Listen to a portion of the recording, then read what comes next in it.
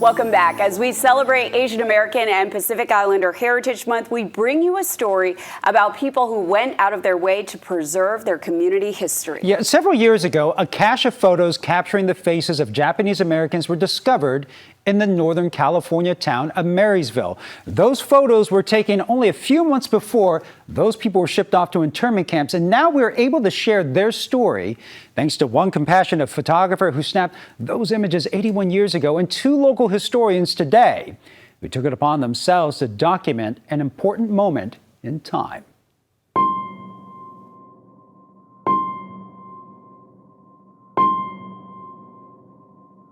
As you look at the faces, you begin to wonder what was on the minds of these men, women, and even children.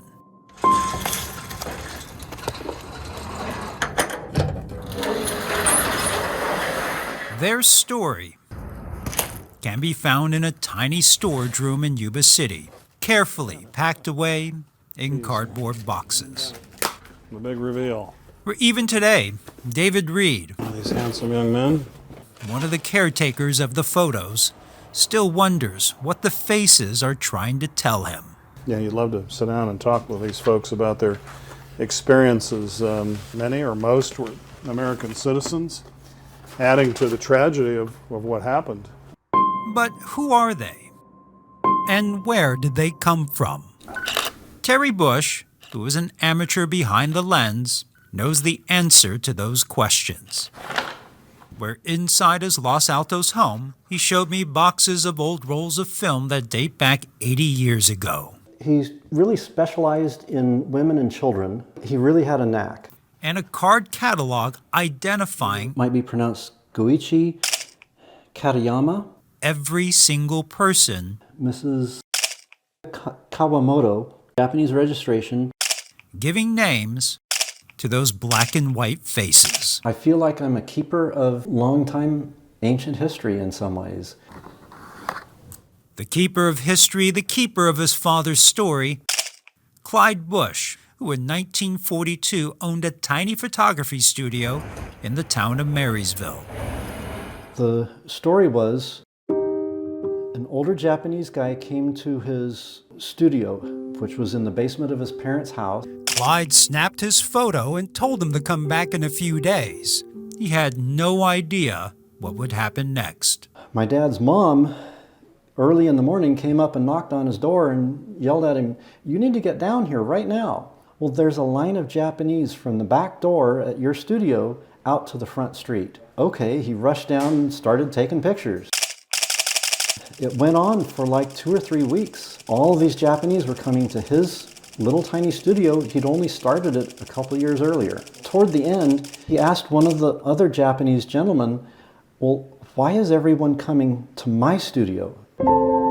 He said, "Well, no one else would either take our pictures, treat us decent, but you did all of those things. You were friendly, you were nice." He realized that, okay, maybe I did something good by just being me.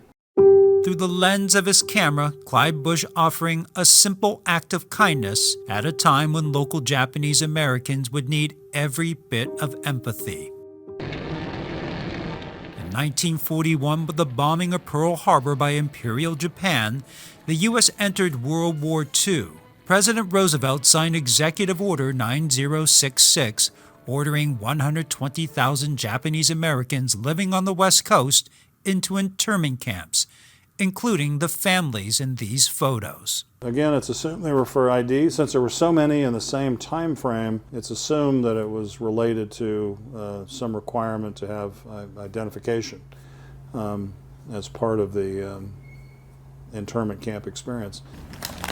Sue Sender-Moyers is the unofficial historian of Yuba County. It took a while for us to stretch these out. I mean, you've seen how crinkled those are. And 14 years ago, it was Clyde Bush's wife, Myrtle, who gave her the original rolls of film. And Sue immediately realized she had stumbled onto something important.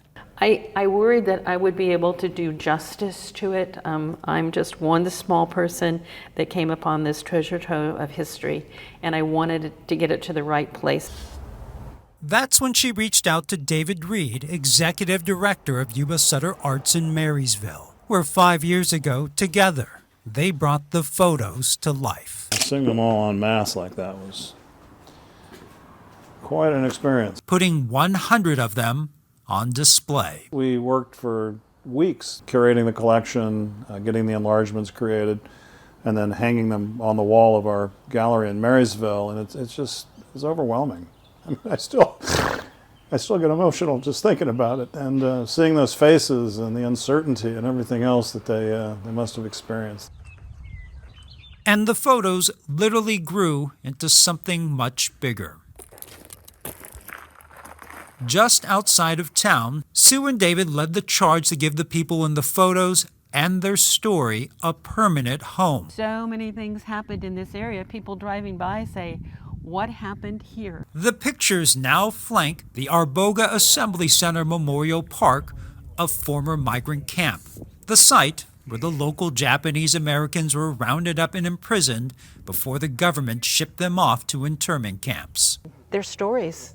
I just think every person here has a story about what they went through, what they lived through, and I try to put myself in that position. What would I have done if that happened to me and my children and my home and my belongings? Discrimination is certainly still with us today on many, many levels, and maybe there's a lesson in that regard to be learned here.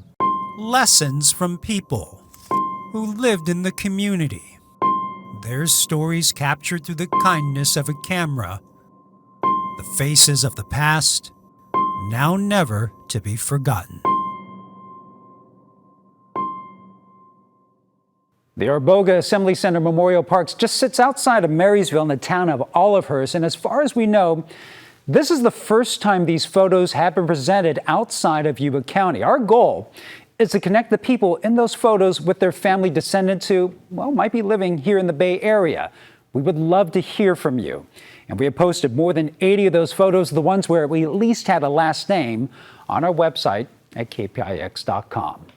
Filipino American students at San Jose State University are demanding changes to a farm worker monument that sits on campus. And the monument doesn't mention Filipino workers, even though they were the first to walk out of the vineyards and strike for better wages and working conditions. Len Ramirez introduces us to one former farm worker who says it's time for Filipinos to be recognized. Unlike most of the kids he grew up with in San Jose, 91-year-old Robert Ragsack never looked forward to the day when school would let out in June. Summertime came, didn't everybody say, oh, we're going to get out of school, we have summer, we're going to go out and do a whole lot of fun things. My brother and I didn't like it because that meant we had to go work in the fields. Robert, his brother, and father were some of the thousands of Filipino farm workers who harvested crops throughout California beginning in the 1920s. We picked, string beans, squash, cucumbers, tomatoes. And by the way, that was 6 to 6 every day, except for Sunday. These farm workers, known as manongs, played a crucial role in the early days of the farm worker movement right alongside Cesar Chavez and Dolores Huerta. And although they endured anti-Asian hate and violence, the manong farm workers have been all but forgotten. What the Filipinos did in working in the harvest, or even having families whose kids, like me, went to college and became part of the American mainstream, that kind of story doesn't make headlines, I guess. We are the students for Filipino farm workers. But that could be about to change thanks to a new generation of Filipino American students at San Jose State University. They protested the lack of recognition in front of a monument to farm workers on campus. Incredibly, there is no reference to the Filipino farm workers present on this arc.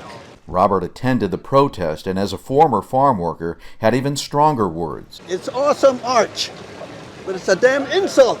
The monument was installed in 2008 and includes large mosaics of farm workers and portraits of Chavez, Huerta, and Mahatma Gandhi, who inspired the movement's nonviolent ethos. In no way did students want to disregard the contributions of Cesar Chavez, Dolores Huerta, or the many Chicano farm workers behind this movement.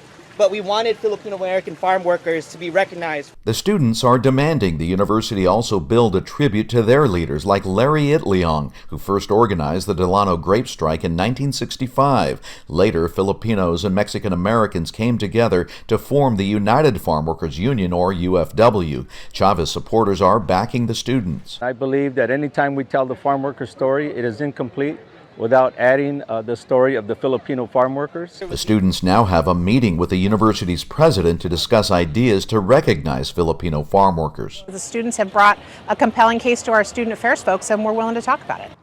But as Robert shows us, the city of San Jose is already one step ahead. Last year, the city opened Delano Monongs Park in Robert's own Berryessa neighborhood. It includes a marker with words and photos about Filipino farm workers. If not for Larry Itliong, there would not be, I believe, there would not be a United Farm Workers. Itliong passed away in 1977, but some of the elder Filipino farm workers like Robert are still here to bear witness and help tell the whole story of the California farm worker movement.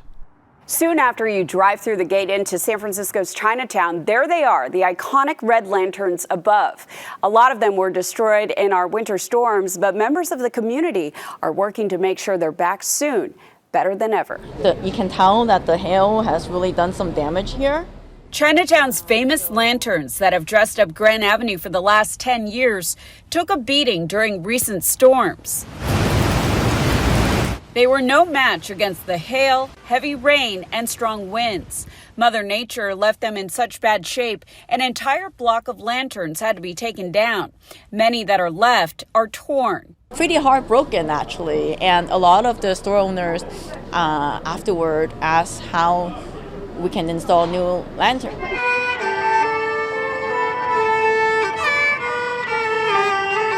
Lanterns symbolized love and prosperity.